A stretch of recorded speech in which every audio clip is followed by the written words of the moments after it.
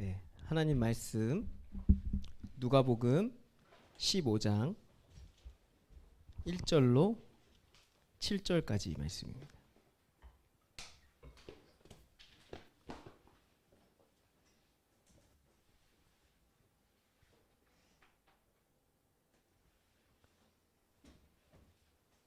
제 성경으로는 신약 성경 120페이지입니다.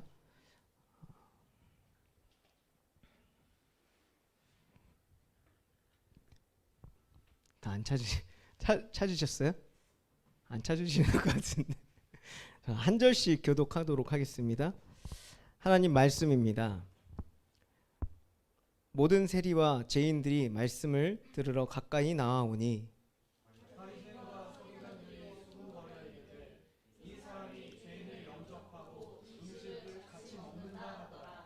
예수께서 그들에게 이 비유로 이르시되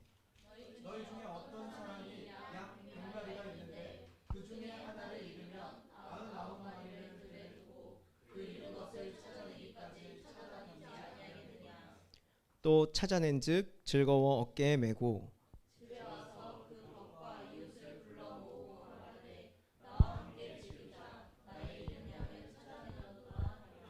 다 함께 읽겠습니다. 내가 너희에게 이르노니 이와 같이 죄인 한 사람이 회개하면 하늘에서는 회개할 것이 없는 의인 99으로 말미암아 기뻐하는 것보다 더하리라. 아멘. 문제는 하나님이라는 제목으로 함께 말씀을 나누려고 하는데요. 절대 하나님한테 개기는 게 아니에요. 아시겠죠? 제가 여기를 정말 오랜만에 왔어요.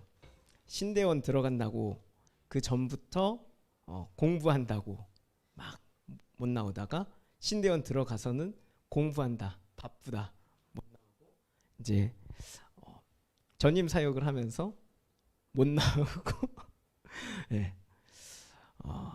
계속 못 나와서 죄송합니다. 오늘 말씀은요 이제 관계에 대해서 제가 이야기를 하려고 해요.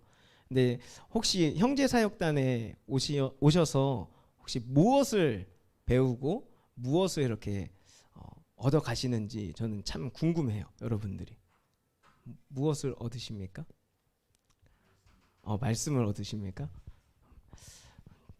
저는 여기에서 관계를 어떻게 맺어야 되는가 그것을 배웠던 것 같아요. 우리 대표님이 그것을 잘 하시잖아요. 누가 오든지 잘 이렇게 맞이해 주시고 역할을 또 정해 주시고 별명도 정해 주시고 적재적소에 이렇게 잘 되게 좋아하셔요. 지금 뒤에서 막 끄덕이고 계셔요. 가르마가 막 보였다 안 보였다 막 이럽니다. 그래서 저는 여기 와서 관계를 어떻게 맺으면 좋을 것인가, 사람과의 사람 관계가 정말 중요하다, 이것을 배웠어요. 근데 이 관계에 대해서 오늘 함께 하나님 말씀을 나누면서 한번 생각해 보려고 합니다. 오늘 본문은 우리가 잘 아는 본문이죠. 그래서 우리가 이 본문을 딱 보면 양 100마리 중에 한 마리 잃어가지고 얻은 다시 잃었던 것을 되찾는 이야기다 라는 것을 우리가 알 수 있어요.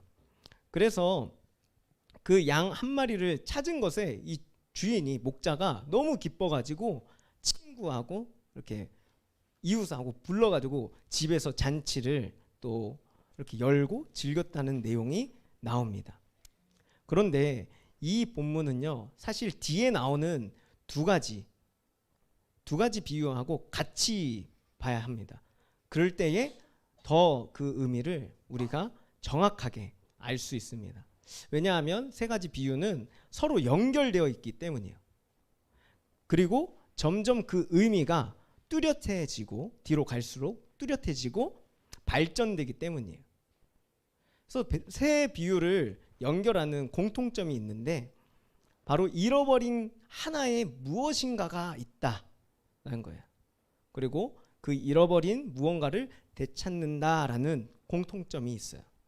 마지막으로 잔치에 초대받은 자들이 있어 함께 그 잔치를 즐긴다라는 이 세 가지 공통점이 있습니다. 다른 점도 있습니다. 다른 점은 뭐냐면 세 가지 비유에서 잃어버린 것들이 다 다릅니다. 그리고 그 관계도 다 다릅니다. 그래서 첫 번째 비유에서 잃어버린 것은 무엇이죠? 맞아요. 되게 잘하시네요. 양입니다. 그리고 그 관계는 목자와 양의 관계를 이루고 있습니다. 두 번째 비유에서 잃어버린 것은 무엇일까요? 네, 한 드라크마. 이것은 신랑과 신부의 관계를 의미하고 있어요.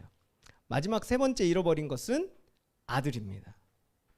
이는 아버지와 아들의 관계를 보여주고 있는 것입니다. 관계를 볼 때 목자와 양, 신랑과 신부, 아버지와 아들로서 점점 더 긴밀해지는 관계로 발전되고 있음을 우리가 볼 수 있어요.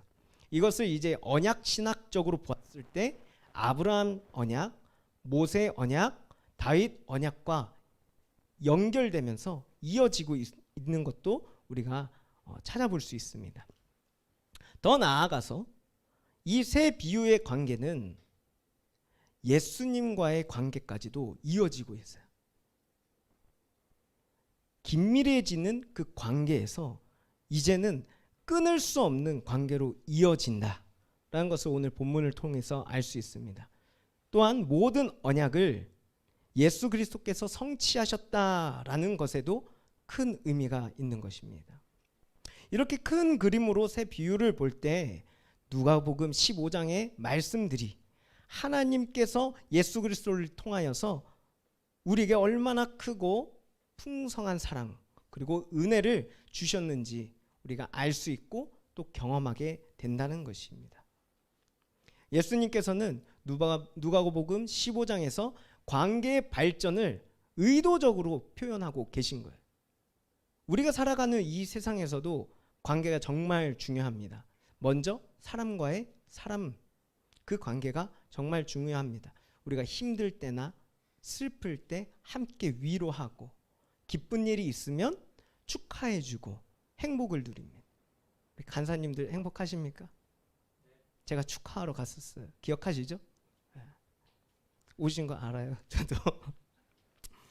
또한 사람 간의 그 관계는요, 사회와 문화를 이루고 누리며 우리가 살아가게 됩니다. 만약 자동차가 없었다면 저는 여기에 오려고 한 주 전부터 제가 사는 군포서부터 걸어왔었어야 돼요.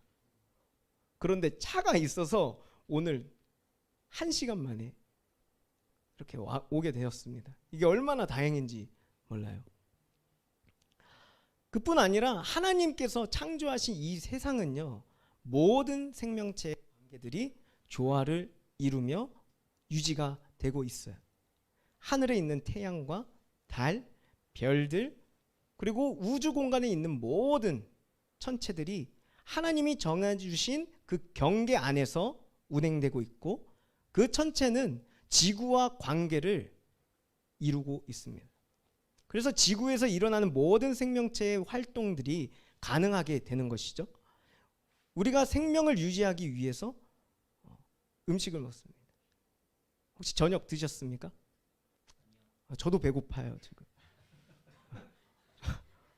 자연 만물이 번식과 먹이 사슬이 있기 때문에 이게 우리가 음식을 먹을 수 있는 거예요.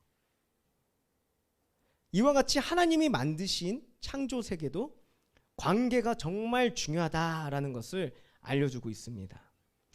그러면 이쯤에서 우리가 궁금증이 하나 딱 생겨요. 뭐냐면 누가복음 15장에서의 예수님은 왜 첫 번째 관계로 목자와 양의 관계를 말씀하셨을까? 수많은 관계가 있을 것입니다. 그런데 왜 굳이 목자와 양의 관계를 말씀하셨을까? 이유가 뭘까요? 중요합니다. 중요합니다. 그것 때문이에요.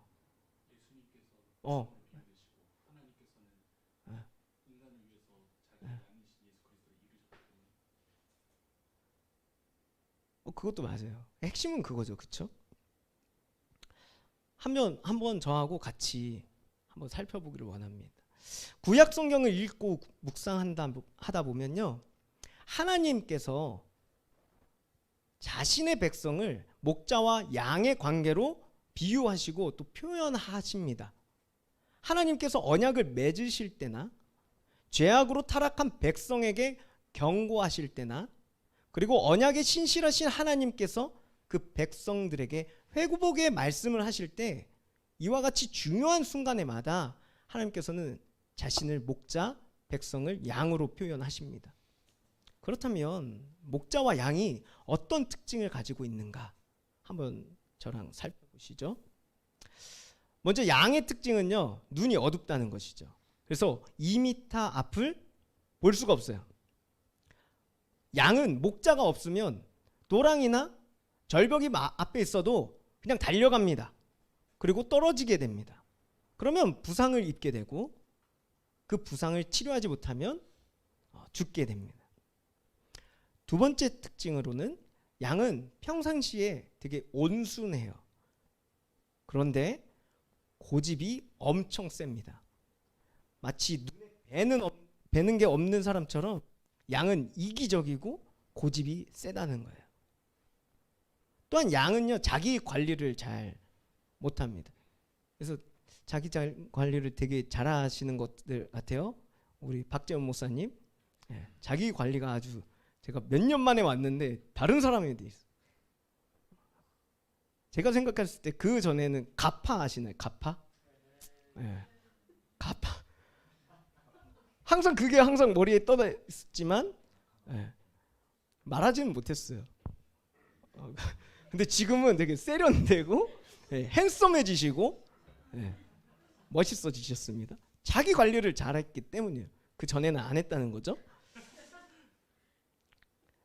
이와 같이 양은요, 자기 관리를 못해요. 그래서 목자의 보호 및 관리가 없으면 쉽게 질병에 걸려 죽을 수 있어요.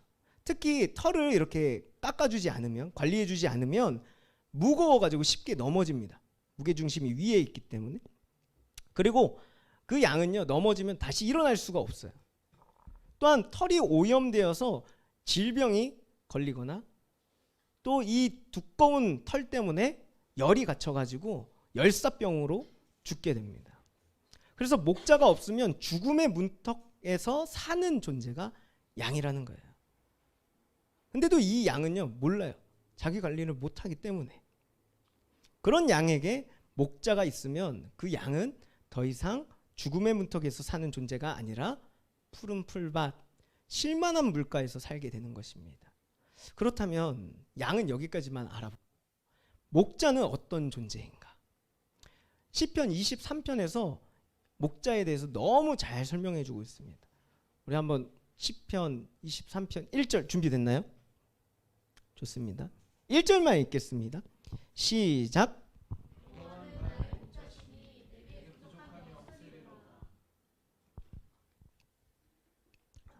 네, 다윗은 1절부터 여호와는 목자시다 고백을 하고 있고 내게 부족함이 없다라고 고백합니다. 하나님은 목자 되신다라는 것이죠.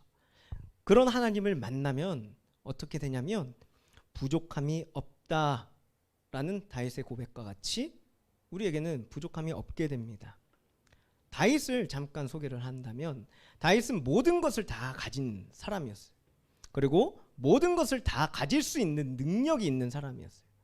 그렇지만 그 무엇보다 더 귀한 것은 하나님이었다라고 고백하는 거예요. 그러니까 그 무엇도 자신의 그 부족함을 채울 수 없었다라는 고백을 이 한 문장으로 이야기하고 있습니다. 그러니까 무엇을 말하는 것입니까?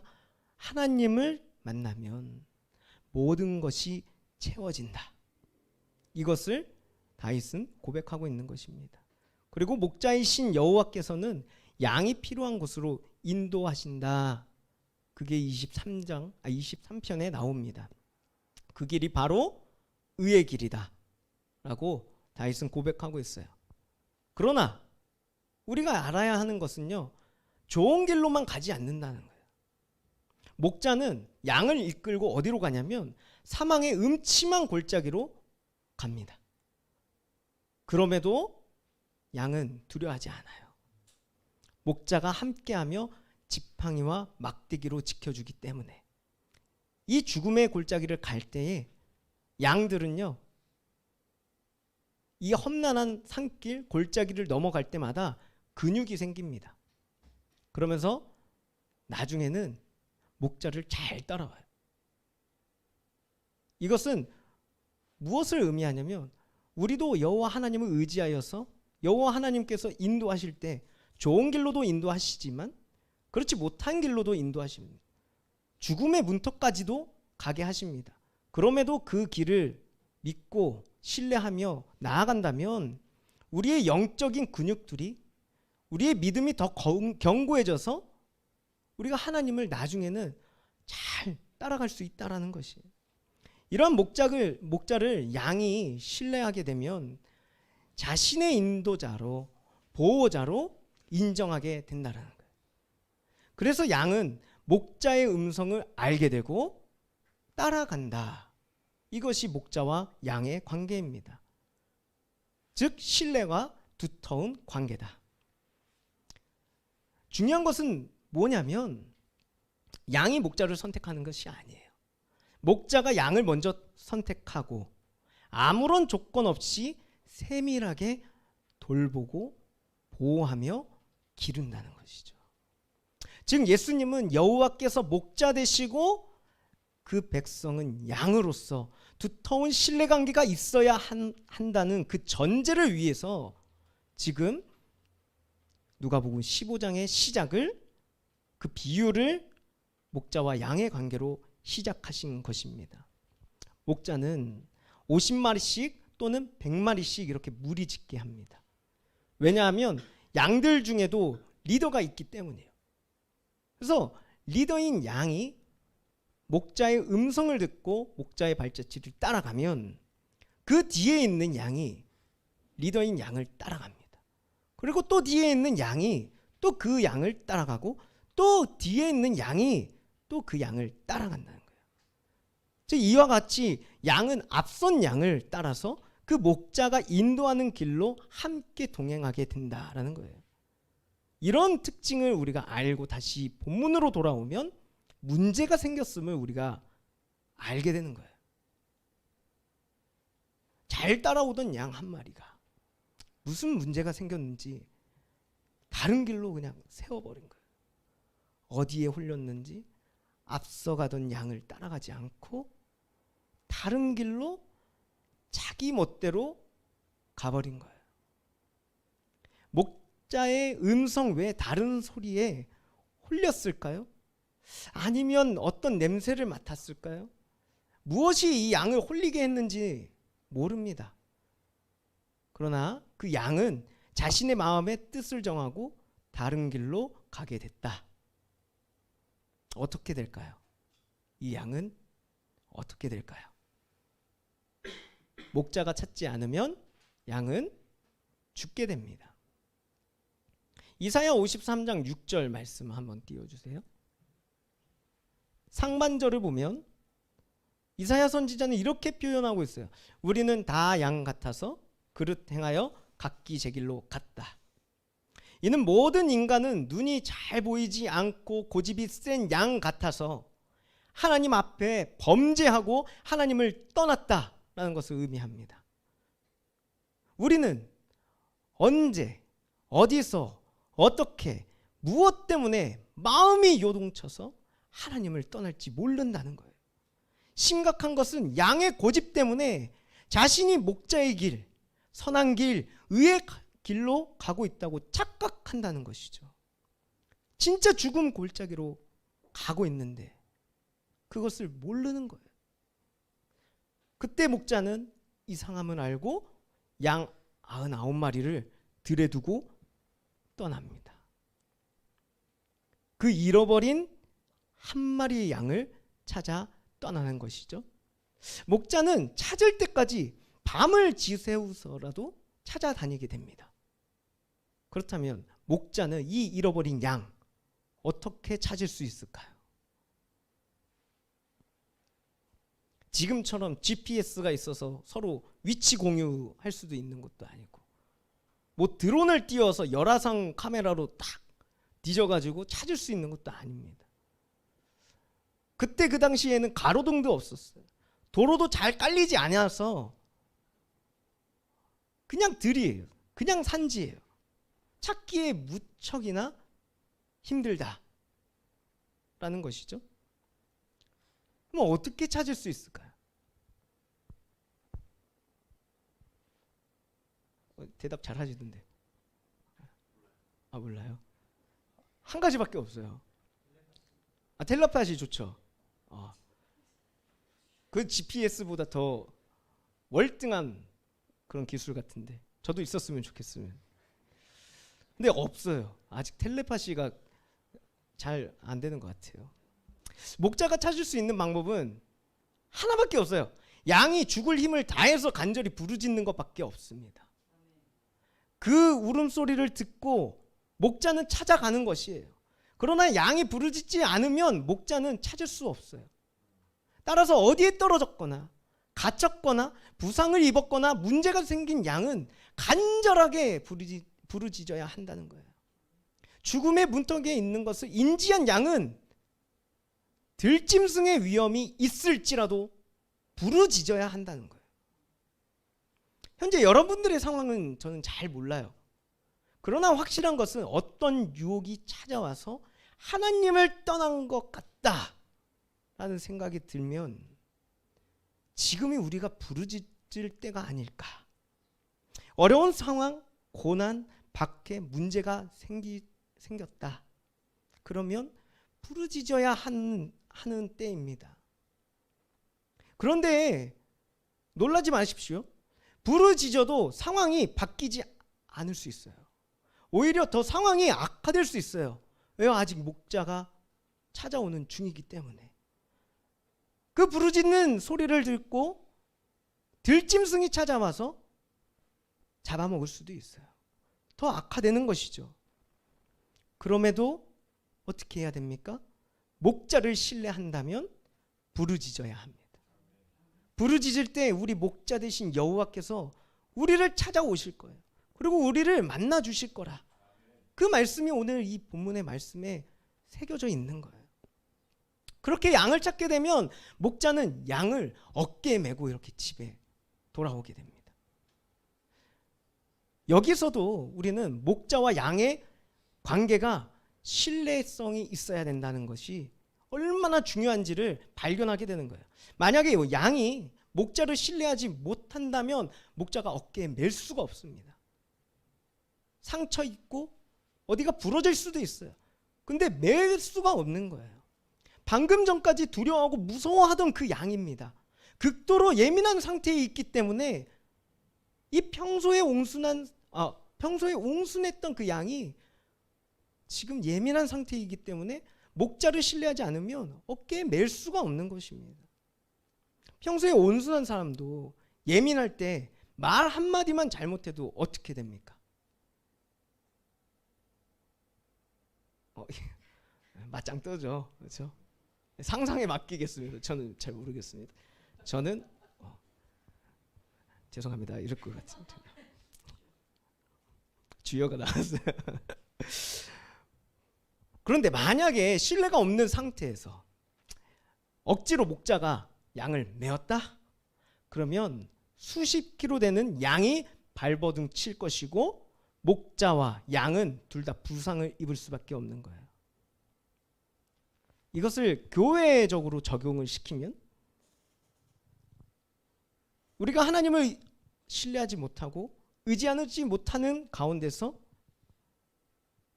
하나님의 교회를 섬긴다.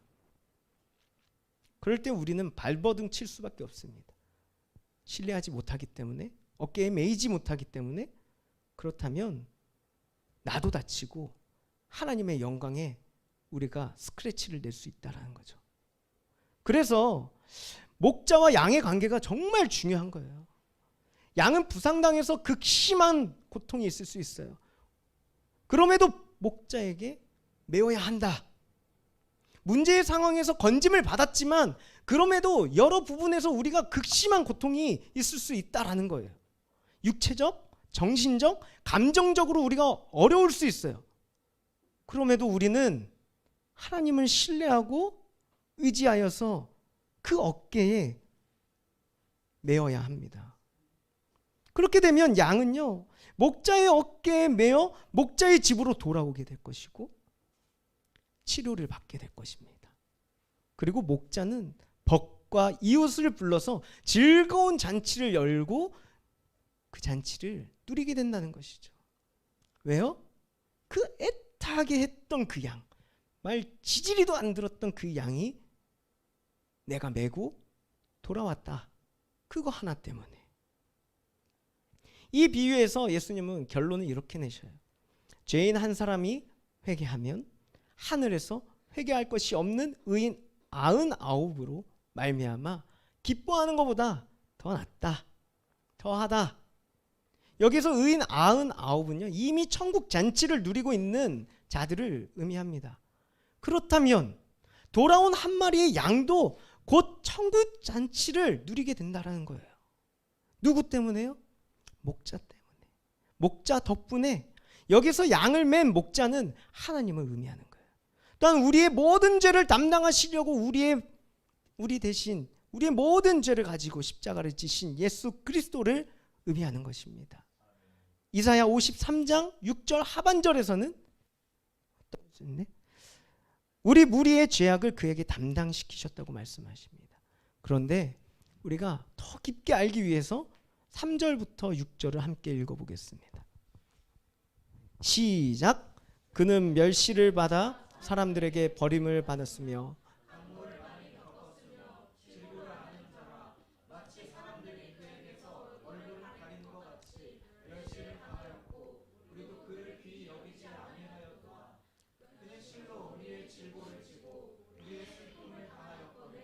우리는 생각하기를 그는 징벌을 받아 하나님께 맞으며 고난을 당한다 하였노라. 그가 찔림은 우리의 허물 때문이요 그가 상함은 우리의 죄악 때문이라. 그가 징계를 받음으로 우리는 평화를 누리고 그가 책찍에 맞음으로 우리는 나음을 받았도다.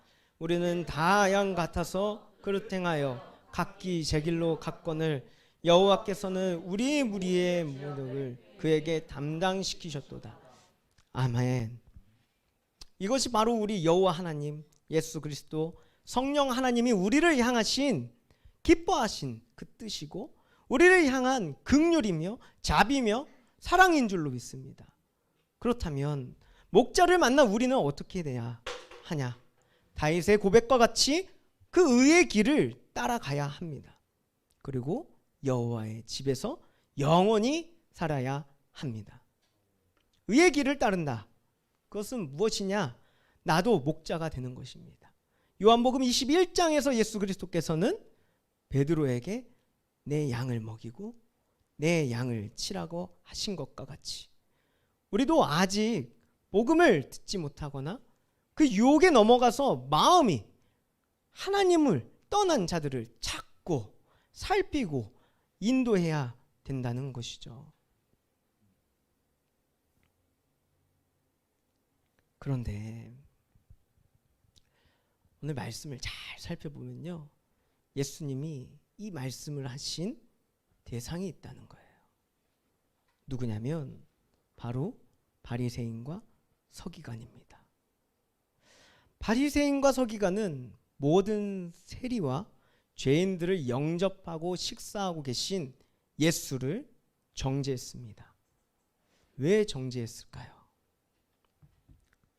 이들은 자신에게 속한 자들만이 하나님의 백성이라고 생각했고 율법을 완벽하게 지키는 것만이 하나님의 의라고 착각했기 때문이에요. 그래서 자신들을 세리와 죄인들과 엄격하게 구별했습니다. 그러나 이것이 바로 하나님이 보시기에 목자를 떠난 양과 같은 모습이었다라는 것이죠. 그들은 열심을 다해 하나님의 음성과 말씀을 지키려고 했습니다. 그러나 그것을 통해서 사람들을 자기 멋대로 판단하고 정죄했습니다. 그 결과 이스라엘 백성들을 오히려 흩어버린 거예요.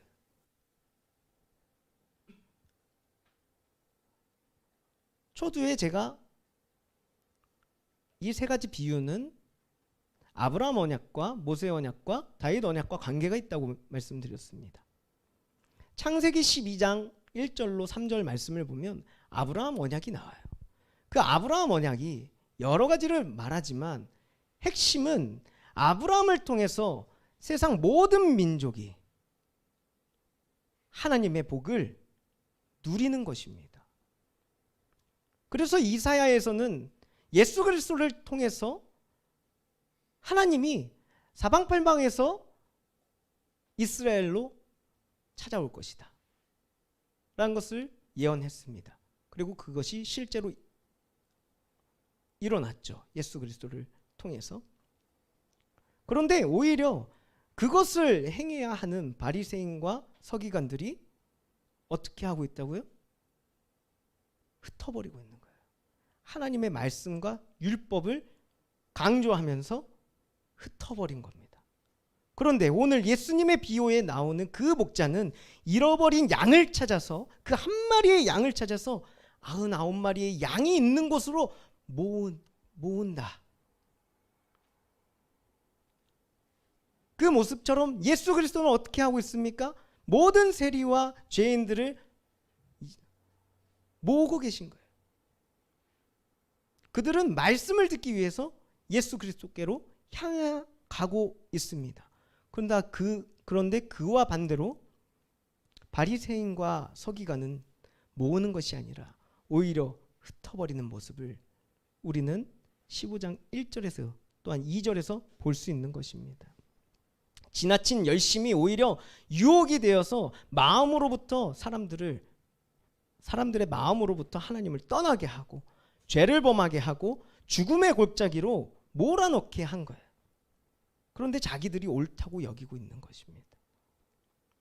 바리새인과 서기관들은 예수님을 미워하고 시기하였습니다. 예수 그리스도를 따르는 무리가 너무 많아지자 자신들의 이권과 기득권이 빼앗기는 것이 아닌가 했기 때문이죠. 그들에게 있어서 문제는 예수님이었어요.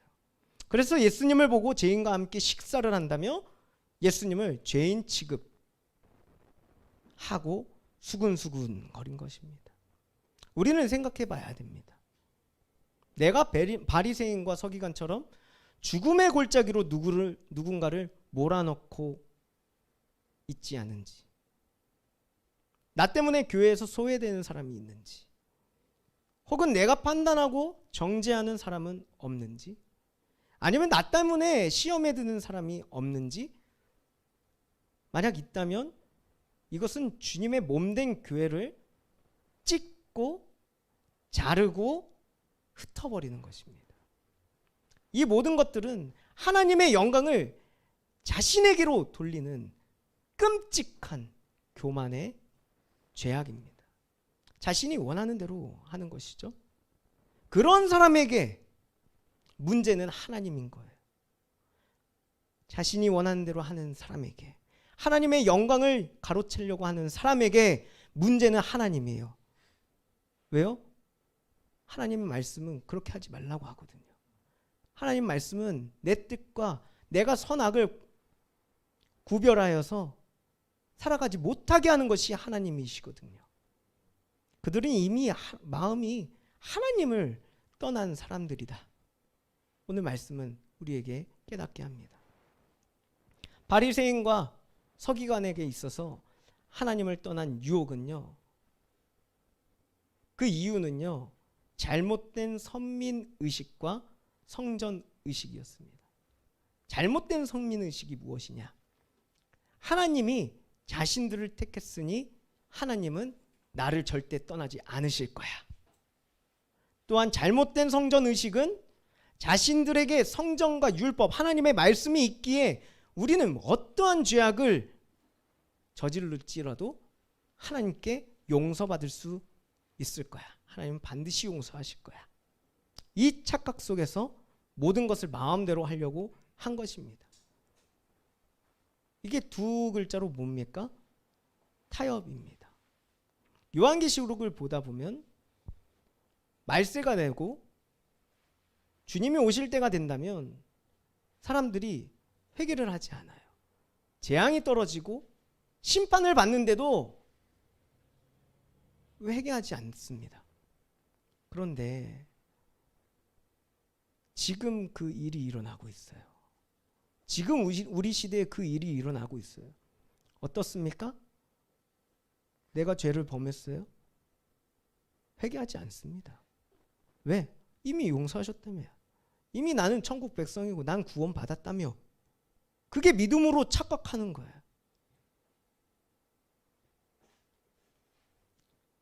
그게 타협입니다. 회개를 하지 않아요. 그냥 나 구원 받았잖아. 타협하는 것입니다. 그 마음대로 하는 것과 이 타협은요, 하나님을 두려워하지 않는 것입니다. 하나님을 경외하지 않는 것이에요. 우리 하나님께서는 공의의 하나님이시기에 죄를 절대로 넘어가지 않으셔요. 그래서 누구를 보내셨습니까? 아들을 보내셔서 우리 대신 십자가의 형벌을 받게 하셨다. 그것이 십자가의 사건입니다. 우리는 너무 사랑해 또 용서의 하나님만 바라보고 있어요. 그런데 우리가 알아야 하는 것은 사랑과 용서의 하나님을 만나기 전에 먼저 공의의 하나님을 먼저 만나야 된다는 거예요. 그래야 그 나를 향하신 그 사랑이 얼마나 큰지, 내가 받은 그 구원의 깊이가 얼마나 깊은지 느끼게 된다. 그리고 그제서야 하나님을 진정으로 경외하게 됩니다. 반주 좀 도와주세요. 너무 일찍 끝났나요? 더 한번 해볼까요? 사랑하는 형제 사역단 여러분들, 우리의 목자이신 여호와 하나님과의 관계가 어떠하십니까? 하나님을 신뢰하지 못한다면 우리 인생에서 하나님은 문제가 될 뿐이에요. 다시요. 하나님을 신뢰하지 못하고 의지하지 못한다면, 진정으로 믿지 못한다면 우리 인생에서 하나님은 문제가 될 뿐이에요. 그냥 하나님은 문제예요. 세상의 달콤함의 유혹에 빠져서 마음이 하나님을 떠났다면 문제는 다른 것이 아니에요. 하나님이 되는 것입니다. 왜냐하면 하나님께서는 우상이 된 이 세상의 것들을 원수로 여기시기 때문이에요. 그래서 어떤 상황이 닥쳐올 때 어떤 반응이 일어납니까? 하나님을 원망합니다. 내 상황을 원망합니다. 왜요? 진정으로 하나님을 만나지 못했기 때문에, 공의의 하나님이 없기 때문에, 사랑과 용서 우리만 바라는 거예요. 구약 성경과 신약 성경과 그 구조를 봤을 때에 구약 성경에서는 하나님께서 율법이라는 은혜를 주셨죠. 그렇지만 백성들이 그것을 지키지 못했습니다. 그래서 어떻게 하십니까? 하나님 심판하셔요. 또 반복됩니다. 또 반복됩니다. 그러자 하나님께서는 예수 그리스도를 보내시기로 작정하시고, 예수 그리스도께서 그 율법을 완전하게, 완벽하게 성취하신 것이, 그 기록을 담은 것이 사복음서입니다. 그런데 사복음서에서 끝나나요? 아니에요. 그 뒤에 있는 서신들은요, 그렇다면 하나님을 만나고, 공의의 하나님을 만나고 사랑과 용서를 받은 너네들 어떻게 살아갈 거니? 그리고 요한계시록은 무엇을 의미합니까? 너네 그렇게 살아가면 이렇게 되는데, 소외받고 박해받고 환난받고 악인들과 함께 받을 거야. 근데 놀라지 말아라. 심판이 있기 전에 천국 잔치를 하나님께서 보여주셔요. 4장 5장에서 하나님께서는 천상의 예배를 보여주셔요. 왜요? 이미 우리는 그곳에서 하나님을 찬양하고 있기 때문에.